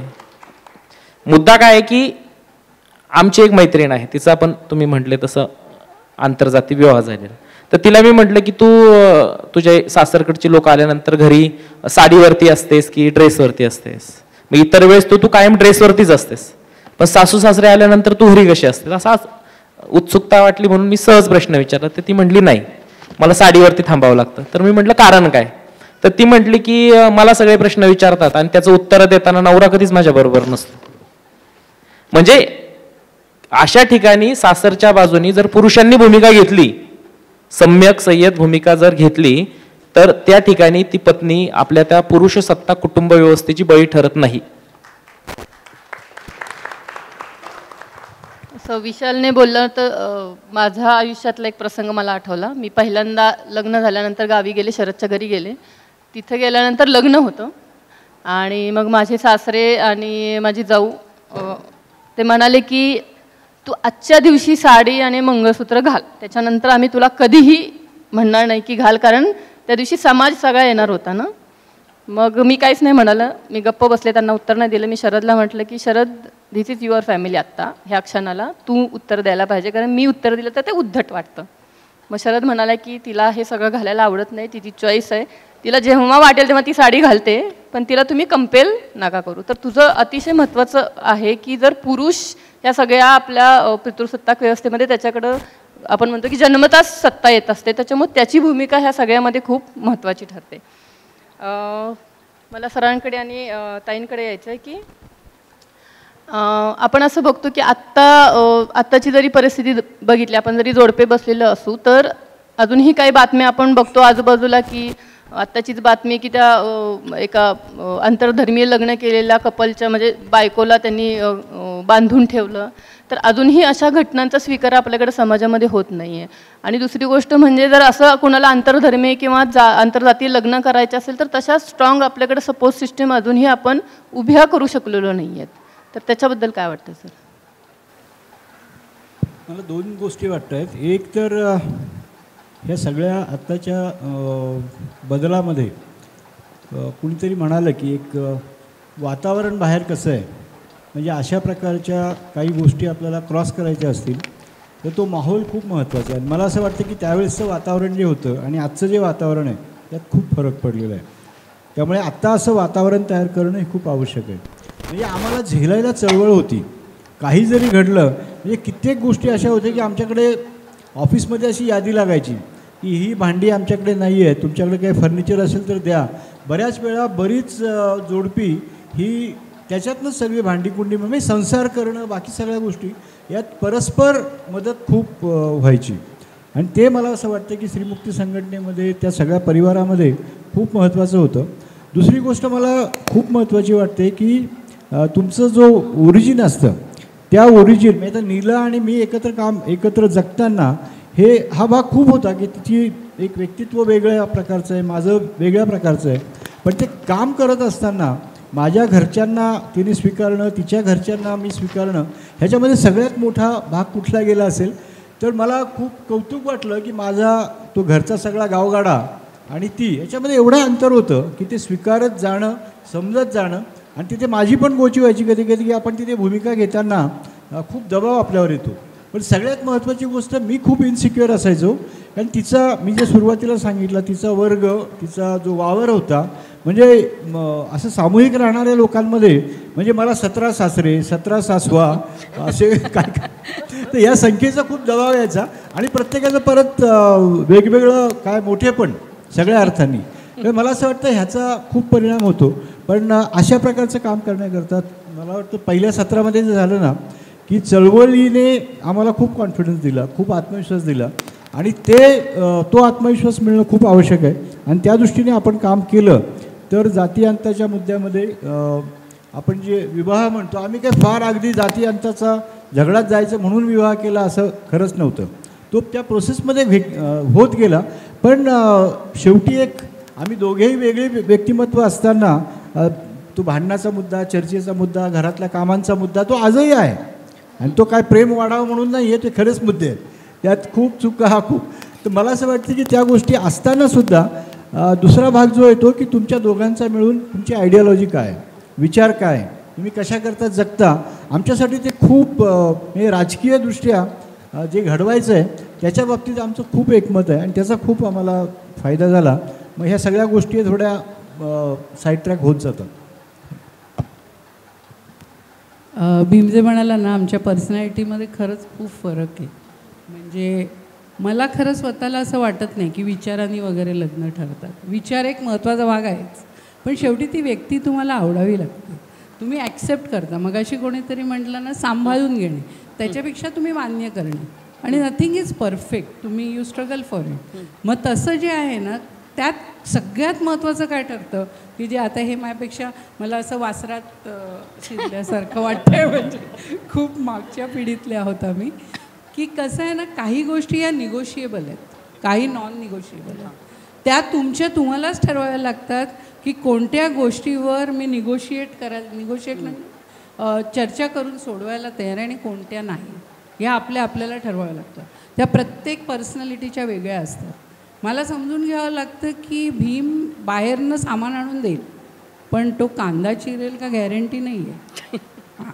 आता तो चिरायला लागला दॅट इज डिफरंट, तो तुमच्यातला फरक असतो पण ती पर्सनॅलिटी नाही आहे. आता मी ॲक्सेप्ट करू शकते की नाही मला ठरवायला पाहिजे आणि काही बंधनही नाही आहे पाहिजे तेव्हा. आणि भरपूर टोकाची भांडणं होतातच की ज्याच्यामध्ये आणि त्यात खूपदा महिलांना, मी फक्त मलाच असं म्हणत नाही, अनेक गोष्टी तुम्ही रोपटंच उचलून जर दुसरीकडे लावलं तर त्याला तुम्हाला खत माती तिकडच्याच लोकांना घालायची आहे. ती कुठे माती आणि खत घेऊन येणार आहे का? हा त्यातला एक महत्त्वाचा भाग राहतोच. आणि आपल्या समाजात म्हणजे भारतीय समाजात तो अजून आहे. त्यामुळे जेवणातले फरक माझ्या बाबतीत तर खूप होते जेवणातले फरक. पण जेवणातले फरक एवढं मोठं जेवण भाकरीच बनवता येत नाही, ती पीठ लावलेल्या बाजूनीच मी टाकली एकदा म्हणजे मग वाट काहीच येत नाही. म्हणजे फक्त रंगाला बघून मुलांनी लग्न केलं ह्याच्याबद्दल खात्री. म्हणजे मग अचानक भीमने धावत जाऊन ब्रेड आणायचा, काहीतरी खाऊन घ्या काहीतरी. आता असं प्रत्येकाच्या आयुष्यात काहीतरी घडलेलं असणारच आहे. पण त्या माझ्या सासूबाई आता की त्यांची एकच अट होती काय स्त्रीमुक्ती वगैरे त्यांना काही हे नव्हतं. मंगळसूत्र घाल आणि काय करायचं ते कर. आता हे निगोशिएबल आहे की नाही मला तेव्हा ठरवायचं होतं. आता त्यांचं लक्ष असायचा विषयच नाही. तुम्ही पॅन्ट शर्ट घालता का काय त्यांचा विषयच नाही. पण आता बाहेरचे लोक मला विचारतात, काय ताई आज गळ्यात घातलं नाही तुम्ही? आता असं बाहेरचे लोक मला विचारतात. सो तुमच्यावर खूप अवलंबून असतं. माणसं तुमच्यावर, म्हणजे मी म्हणाला तसं त्याच्यासाठी चळवळीतला पाठिंबा किंवा ते त्याच्यासाठी गरजेचं होतं. माझ्यासाठी गरजेचं हे होतं की समोरची माणसं खरं म्हणजे आर्थिकदृष्ट्या तशी शेतीतली मोठी लोक आहेत, पण तेव्हा दुष्काळ होता म्हणून फक्त शहरात आले, नाहीतर शेती माळी समाजात भरपूर आहे. माझ्या आता भरपूर म्हणजे जाऊ दे, हा आर्थिक आणि राजकीय विषय तो सोडून द्या, पण ती त्यांच्याकडे आहे. पण आपण शिकायचं आहे, ही उर्मी ज्याच्याकडे आहे ना, आणि तसा तो समाज शिकायला तयार असतो शिक्षित व्यक्ती समोर आली तर. असं मला एक खूप माझ्या जावा असतील, नंदा असतील, सगळ्याच, आणि आता सगळ्या म्हणजे आमच्या घरामध्ये ते आता एक वातावरण खूप चांगलं तयार झालं, एवढं मात्र मी नक्की म्हणू शकते. आपण आता शेवटाकडे वळूयात थोडंसं. ताई म्हणाल्या तसं की जेव्हा आपण समाजाच्या प्रवाहाच्या विरोधातल्या काही गोष्टी करतो तेव्हा जास्त समजूतदारीची जी भूमिका आहे ती आपल्याला निभावावी लागते. दुसरी गोष्ट, जसं मी सपोर्ट सिस्टीमचा मुद्दा काढला होता, तर आत्ता कुठं काही ठिकाणी मला वाटतं की आंतरधर्मीय किंवा जातीय लग्न केलं तर सुरक्षित नाही आहे समाजामध्ये, कारण अनेक गोष्टी हिंसेच्या वगैरे होतात. तर काही जसं अंधश्रद्धा निर्मूलन समितीनं मला वाटतं साताऱ्यामध्ये एक असं होम तयार केलेलं आहे. तर अशा काही गोष्टी मला वाटतं की अनेक ठिकाणी अजून होण्याची, खरं तर सुरक्षा देण्याची गरजच नाही आपल्या समाजामध्ये लागायला पाहिजे. एवढी सोपी साधी गोष्ट प्रेम आणि लग्न आहे, तरीही मला वाटतं की असे होम्स वाढण्याची गरज आहे. दुसरं मला तुमच्या दोघांकडे यायचं आहे की प्रेमात असणं खूपच छान असतं, भन्नाट असतं, छान जगत असतो आपण, पण जसं जसं आपण लग्नाच्याकडे जातो तेव्हा काही गोष्टी आपण लग्न केल्यानंतर म्हणतो ना आपण, लड्डू जोक शादी के लड्डू है वो खाके देखने चाहिए. आपल्या तिघही जोड्यांना आणि अनेकांना माहिती आहे की शादी के लड्डू होते क्या है, ठीक है, बहुत मीठे बिल्कुल भी नहीं होते और खट्टे भी नहीं होते हैं, तो ये मिक्सचर आहे. तर ज्यांना आंतरजातीय धर्म किंवा आंतरधर्मीय किंवा जातीय लग्न करायचं तर त्यांच्यासाठी तुम्ही काय सांगाल, किंवा ज्या फॅमिली स्वीकारायला तयार नाही आहेत अशा गोष्टी, तर त्यांना काय सांगाल तुम्ही?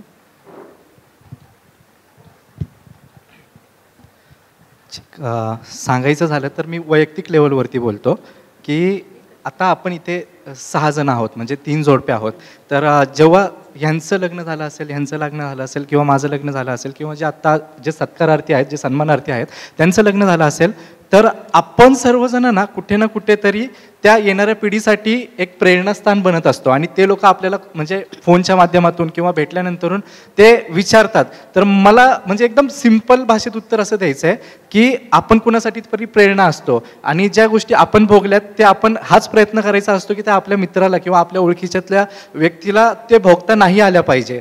तर एवढं जरी आपण केलं ना तरी संस्था वगैरे ह्या फार नंतरच्या येणाऱ्या गोष्टी आहेत. पण हे वैयक्तिक लेवलपासून, म्हणजे आपण म्हणतो ना की समाजाला सुधारण्याआधी आपण स्वतःला सुधारावं, तर स्वतःपासून जरी ही सुरुवात केली, आपलं जसं झालं, आपण जे काही केलं ते जरी त्याला तेवढा गायडन्स मिळाला तरी तेवढा फार आहे असं मला तरी वाटतं. हे माझं वैयक्तिक लेवलवरचं आहे आणि ह्या वयात मी हेच उत्तर देऊ शकतो. अगदी, म्हणजे खरं तर तू म्हणालास तसं आपण वैयक्तिक पातळ्यांवरती पण मदत करू शकतो. जसं की अनेक लोकांचे मित्रमैत्रिणींचे विवाह लावून देण्यात किंवा त्यांना काय म्हणूया तर राहण्याच्या बऱ्याच वेळा प्रॉब्लेम्स असतील, तर आपण आपली घरं पण त्यांच्यासाठी देऊ शकतोय.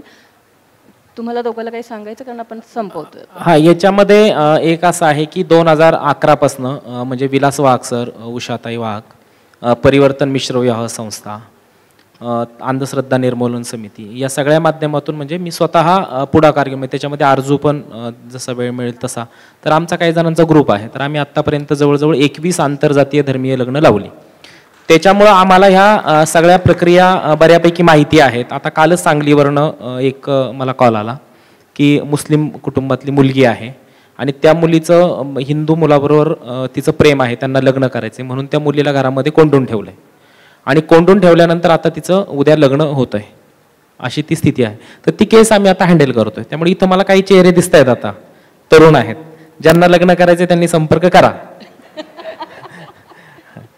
आणि आता आपल्याकडे जसं भीम सर म्हटले की सपोर्ट स्ट्रक्चर जसं चळवळींचं होतं तसं आता ह्या विवाहांना राहिलेलं नाही. म्हणजे आत्ताच आम्ही अलीकडे आनंद सर असतील, सरिताताई, दोन्ही अनिकेत, आता आम्ही अलीकडे ह्या संबंधी आपल्याला काही करता येतंय का, विचारवेधच्या माध्यमातून म्हणा किंवा नवीन काही असं स्ट्रक्चर उभा करता येईल का या कामासाठी, याच्याबद्दलही आम्ही अलीकडं याच्याबद्दलचा विचार करतोय.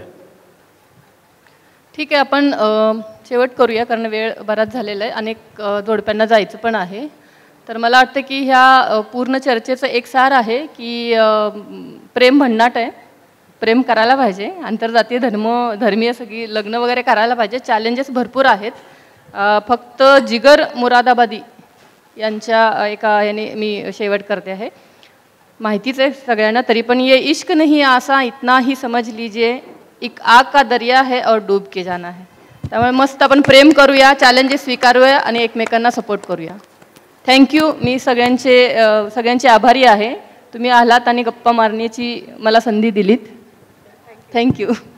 मला हे सगळ्या तुमच्या मुलाखती ऐकून एक उखाणा आठवला. आता उखाणा ही पद्धत गेलेली आहे. माझ्या मते तुम्ही कोणीही उखाणे घेतले नसतील, पण माझ्या आईने घेतले होते आणि आमच्या आई एक उखाणा घ्यायची. तो मला आठवतो कारण नेहमीच ती तोच घ्यायची, एकच. तर तो उखाणा असा होता की माहेरची नाती म्हणजे रेशमाच्या गाठी, आणि त्याही मी उकलल्या अमुक तमुकसाठी, त्या अमुक तमुकच्या तिथे आपण जाती अंत म्हणूया. त्यामुळे माहेरची नाती म्हणजे रेशमाच्या गाठी, त्याही मी उकलल्या जाती अंतासाठी असं आपण म्हणूया. आणि ह्या मुलाखतीचा समारोप झाला. आता हे जे जोडपी आहेत त्यांचा आपल्याला सत्कार करायचा आहे. नंतर आणखीनही जोडपी आहेत, ती आलेली आहेत. त्यांचंही एकेकाचं नाव घेऊन आपण त्यांना एक मानपत्र देणार आहोत आणि पुस्तक देणार आहोत धर्मरेषा ओलांडताना. तेव्हा आधी भीम रासकर यांचा सत्कार करूया. भीम रासकर आणि नीलाताई.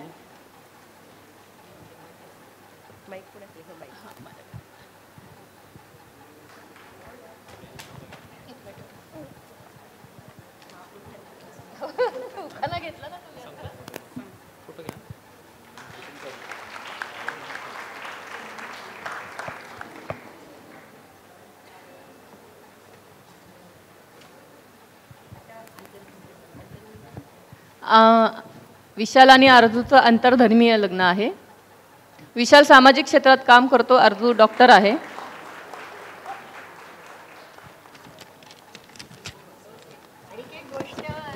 एक गोष्ट सांगितली नाही की त्यांनी आपल्या मुलाचं संगोपन अतिशय छान केलं आहे. खूप गोड मुलगा आहे त्यांचा आणि खूप प्रश्न विचारत असतो आणि त्या प्रश्नांना कधी ते हे करत नाहीत, दाबून टाकत नाहीत. तेव्हा मला फार आवडलं आहे ते. आणि विशालचा बालसंगोपनातला सहभाग हा नक्कीच अनुकरणीय आहे असं मी म्हणेन.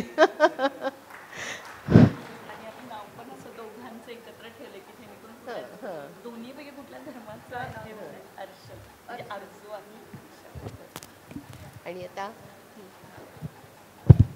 आशिष आणि अमृताचं पण आंतरधर्मीय लग्न आहे. आशिष कोरिओग्राफर आहे आणि अर्जू सोलो बायकिंग करते ना, सॉरी अमृता सोलो बायकिंग करते.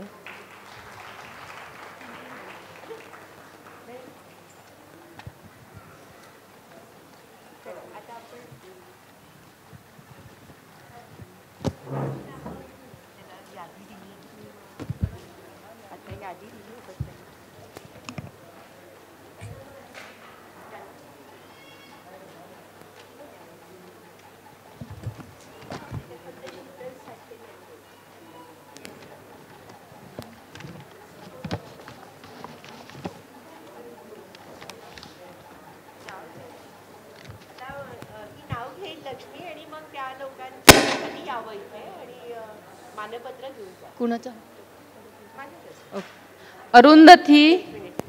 हे माझ्याच हस्ते द्यायचं आहे बरं का.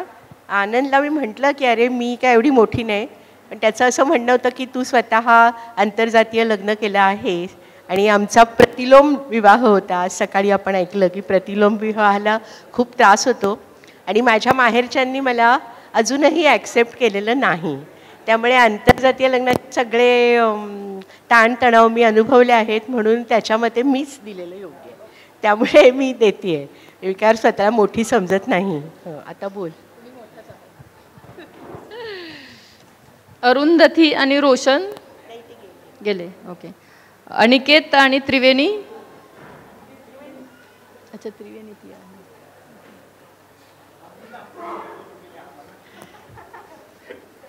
मी एका साईडला होते म्हणजे मी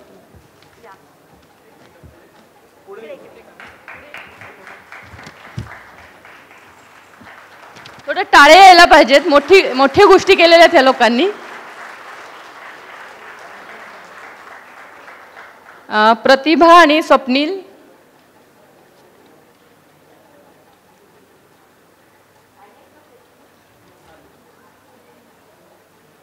आल्यात ना?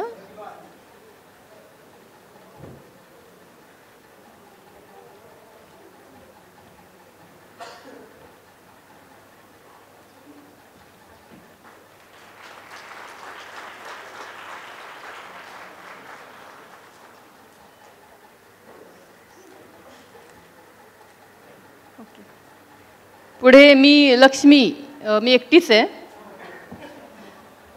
नाही, तो गोव्याला फिरायला गेलाय त्यामुळे आता येऊ शकत नाही येतो त्यामुळे.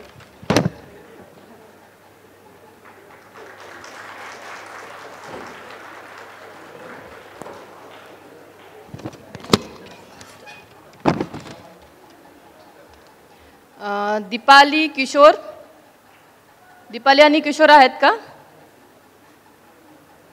हिमांशू आणि देवयानींनी तयार राहावं.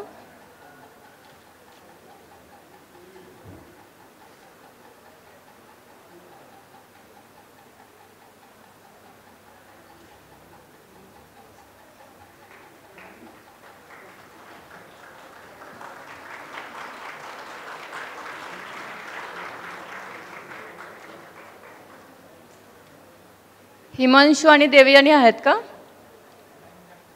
नाही आहेत. समीना आहे? समीना,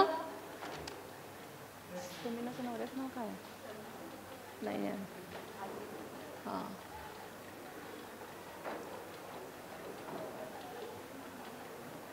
सोनाली आणि सिद्धांतनी तयार राहावं. प्रशांत, ओके. समीना आणि प्रशांत.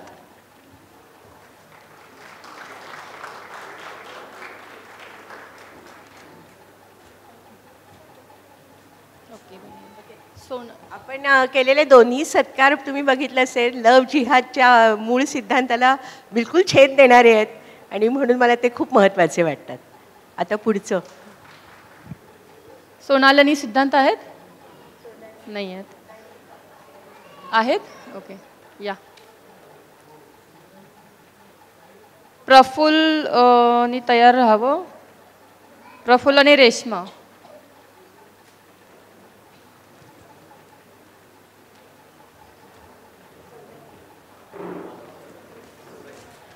सूरज आणि सोनाली, सॉरी इथं लिहिलंय. थोडं टाळे येऊ द्यात प्लीज.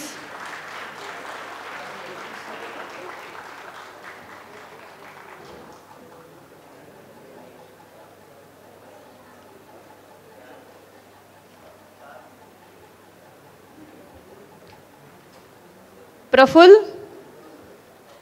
नाही आहे वाटतं. प्रफुल्ल. अनुराधा आणि सिद्धार्थ.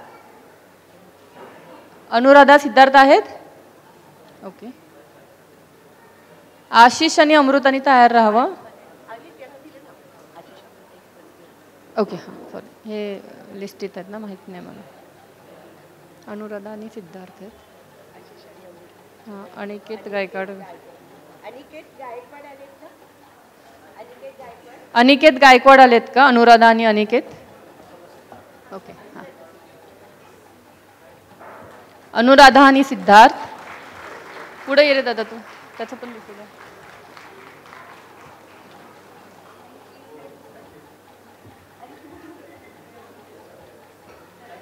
अनिकेत आणि अनुराधा आलेत?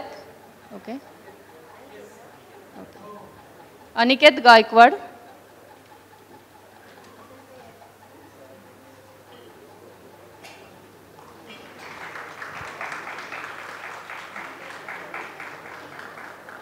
सोनाली आणि ऋषिकेश आलेत ना? आलेत ना? दीपक आणि अर्चना.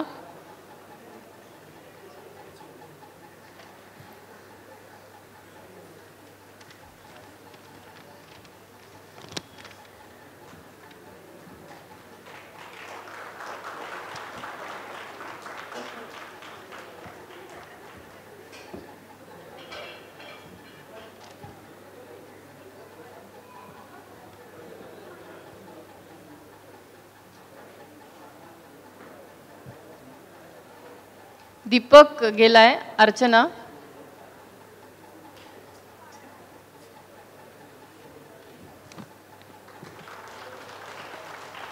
सुशांत आणि पूनम. सुशांत आणि पूनम आलेत. अनवर राजन. हां, अनवर राजन आणि अरुणा तिवारी. नाही, तिवारीच आहे ना. तिवारी आहेत ना. हां.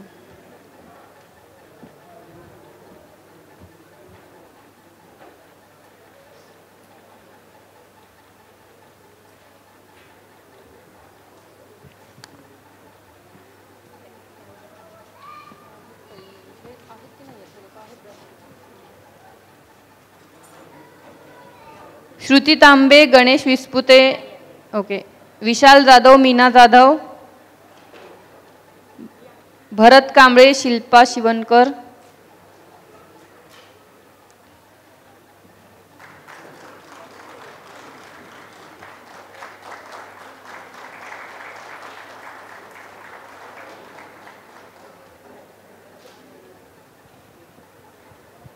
मला खरं तर आता असं वाटतंय की खूप आपल्याकडे म्हणजे आज ज्यांचा तुम्ही सत्कार केला ती तरुणी बघून म्हणजे एक काळ जो होता संघर्षाचा तो आपण खूप पुढे आलेलो आहोत आणि आता आमच्या दोघांचा सत्कार आम्ही पण स्वीकारणं थांबवलं पाहिजे असं मला आज कुठेतरी वाटून गेलं. आणि आमच्या लग्नाच्या वेळेला रिसेप्शनच्या वेळेला लता काळे आणि हमीद शेख आले होते. ते म्हणाले होते की आमच्या लग्नाला लोकांनी दगडं फेकली आणि तुम्हाला पुष्पगुच्छ घेऊन येत आहेत. तर हा काळातला त्यांच्या लग्नाच्या आणि आमच्या लग्नाच्या काळातला फरक आणि आता आमच्या आणि आताच्या पिढीचा फरक म्हणजे संघर्ष आहे नाही असं नाही पण संख्या वाढली आहे त्याच्यामुळे खूप आनंद होतोय. आणि अजून एक याला जोडून अशी गोष्ट सांगते की ही आपण चळवळीतले लोक आहोत. आपण ठरवून किंवा प्रेमात पडल्यावर जातीसाठी नाही म्हणायचं नाही, धर्म वेगळा आहे म्हणून नाही म्हणायचं नाही, असं ठरवून आलेले आपण लोक आहोत. पण समाजात आता असा बदल झालेला आहे की आपल्या जातीत मुलगी मिळत नाही म्हणून दुसऱ्या जातीची मुलगी करणं असंही आहे. म्हणजे माझ्या लग्नाच्या वेळेला आई मला म्हणायची तुझ्यात काय कमी, तू कशाला मुस्लिम मुलाशी लग्न करते. तर तो आता काळ मागे पडलेला आहे. सगळ्या तरुण जोडप्यांचं अभिनंदन आणि एवढं सांगण्यासाठीच मी माईक हातात घेतलाय. धन्यवाद. थँक्यू. श्रुती तांबे आणि गणेश विस्पुते नाही आहेत. विशाल जाधव, मीना जाधव. बरं. शिल्पा. भरत कांबळे, शिल्पा.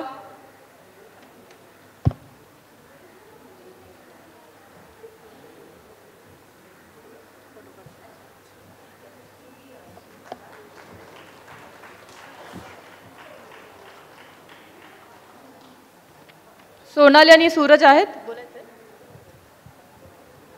मी शिल्पा शिवणकर. आज सांगायला फारच आनंद होत आहे की 9 वर्षापूर्वी इथेच आमचं लग्न झालं होतं सत्यशोधक पद्धतीने. डॉक्टर बाबा आढाव आणि प्राध्यापिका प्रतिमा परदेशीताई आणि इतर चळवळीच्या सहकार्यांनी आमचं लग्न लावून दिलं होतं. विरोध हा तेव्हाही होताच पण प्रत्यक्ष नव्हता, अप्रत्यक्ष होता. आणि आज भरत इथे येऊ शकला नाही कारण आम्हाला जुळी मुलं आहेत 1.5 वर्षाची, तो त्यांना सांभाळतोय घरी. थँक्यू.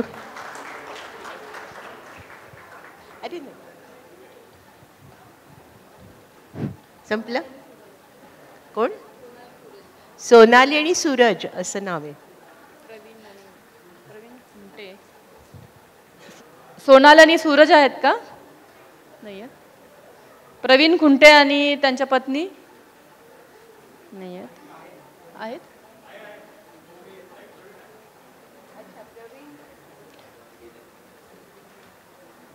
वनश्री आणि अभयनी तयार राहावं. योगीराज, योगिता, शरद आणि माधुरी, प्रियांका, मिलिंद. परत हे काय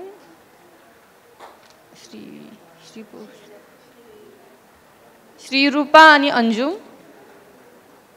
आणि इब्राहिम आणि श्रुती.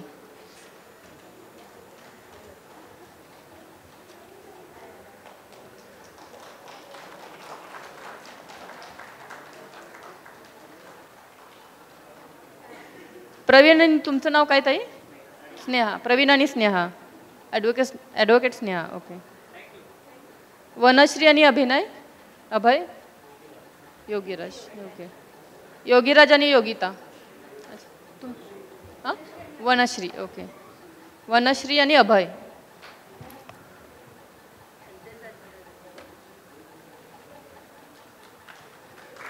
थोडं टाळ्या सगळ्यांनी.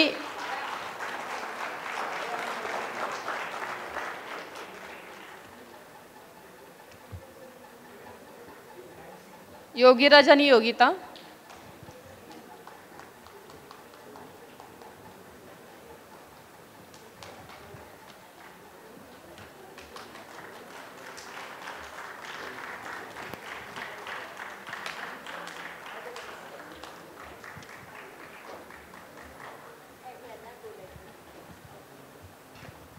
धन्यवाद ताई.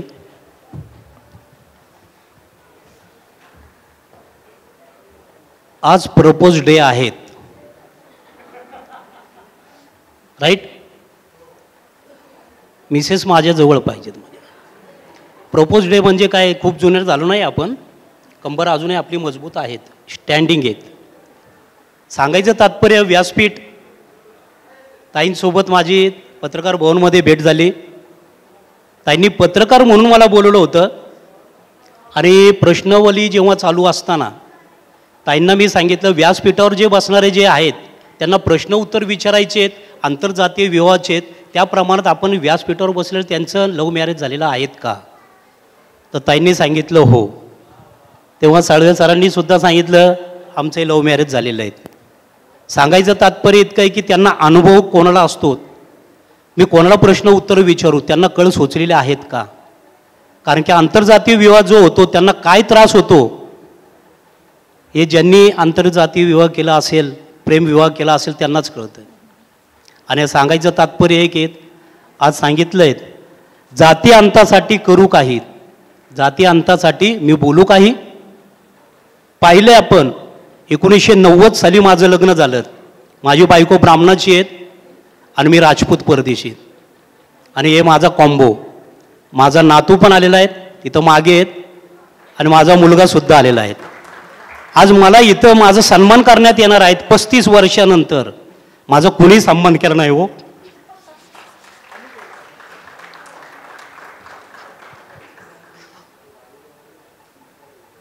सांगायचं तात्पर्य, आठवण येते, खूप वाईट दिवस काढलेत. जी कळ सोचली ना ताई, त्या समाजाने आम्हाला कोणी जवळ केलं नाही. अहो समाज काय, घरच्या लोकांनी सुद्धा आम्हाला डावललं. आणि इतर समाज तर जे म्हणतो ना बाहेरचे आहेत, जातीच्या बाहेरचे आहेत, त्यांनी सुद्धा कोणी आपल्याला एक्सेप्ट केलेलं नाही आहेत. स्वतःच्या पायावर उभं राहावं लागतं, तेव्हा कळतं सोच काय येते. प्रेम केलं म्हणजे गुन्हा केला का हो? नाही ना. हो, मी प्रेम केलं आणि मी टिकून दाखवलं आज 35 वर्ष. त्याच्यानंतर आता काही पिक्चरच्या माध्यमातून आपण सांगू इच्छितो. भरपूर पिक्चर पाहिले, सिनेमा पाहिलेत, पण आता नवीन पिक्चर येऊन गेला बघा, एक 4-5 वर्षापूर्वी, 10 वर्षापूर्वी चेन्नई एक्सप्रेस, काय ते सैराट पिक्चर आला आहे. त्या सैराट पिक्चरच्या माध्यमातून 35% माझी स्टोरी आहेत त्या पिक्चरमध्ये, त्या सिनेमामध्ये. त्या नागराज मंडोळेचं खूप खूप मी आभारी आहेत. कारण की त्यांना मी सांगूही शकत नव्हतो, भेटलो तेव्हा इतकं सांगितलं, नागराज दादा 35% माझी स्टोरी आहे बरं का, फार फोपटली माझी, मलाही कळालं नाहीत की काय म्हटले ते. पण एक प्रेमाची भावना असते. अंत शेवट वाईट झाला नाही माझा. आपल्यासमोर माझा मुलगा दाखवतोय, नातू दाखवतोय, मुलगी आहे माझी, पण त्याच्यामध्ये जे मित्र आहेत ते एक मित्र एक दुसऱ्याला सहकार्य करतायत. त्या पिक्चरमध्ये, त्या सिनेमामध्ये दाखवलंय सर, ताई दाखवलंय त्याच्यामध्ये. माझे मित्रसुद्धा पळून गेलेत. ब्राह्मणाची मुलगी, मार खाणारा हा, याच्यासोबत आपण राहिला, आपलं तंगडं मोडल. काय असं आमच्यावर क्षण आलात, पण प्रेम केलं आम्ही. आज त्यांच्या जे आहेत माझे मित्रमंडळीत, काही ख्रिश्चन आहे, मुसलमान आहे, मारवाडी आहेत, गुजराती आहेत, मराठा आहेत, असे काय माझे मित्रमंडळ, कोणी आम्हाला साथ दिला नाही. माझे मित्रसुद्धा मला सोडून गेलेत.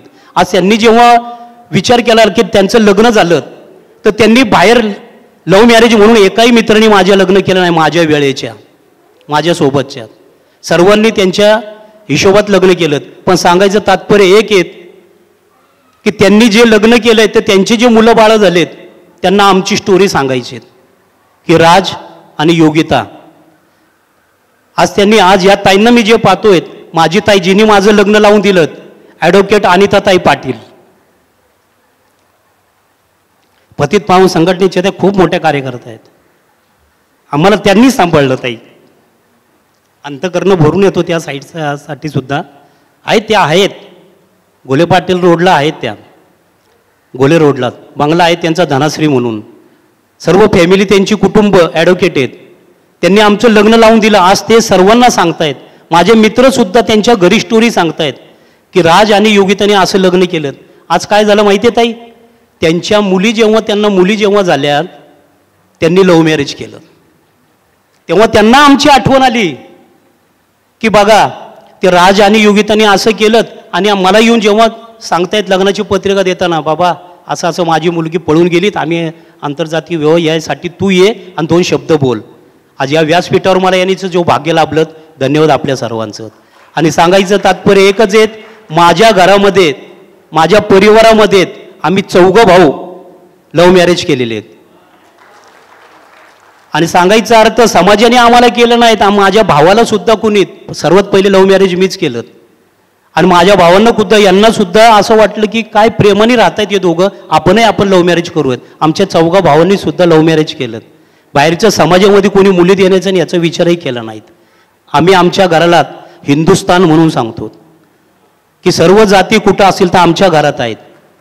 त्या प्रमाणात आम्ही आपल्या सर्व व्यासपीठाचं आणि जमलेले सर्व, आज माझ्या लग्नाला आपण इतर लोक कोणी नव्हतेत, पण आज व्यासपीठाच्या माध्यमातून पाहतोय इतके लोक आहेत. आज प्रपोज डे आहेत म्हणून माझ्या योगिताला मी म्हणतो तुझ्यासोबत मी आहेत म्हणून मला कॉम्बो म्हणून एक मुलगा एक मुलगी आणि एक नातू आहे मला. धन्यवाद. थँक्यू.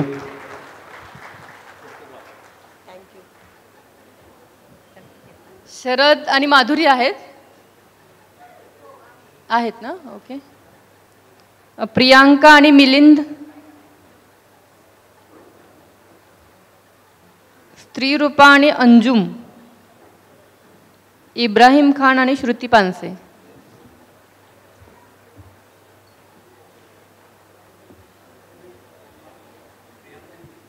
प्रियांका आणि मिलिंद.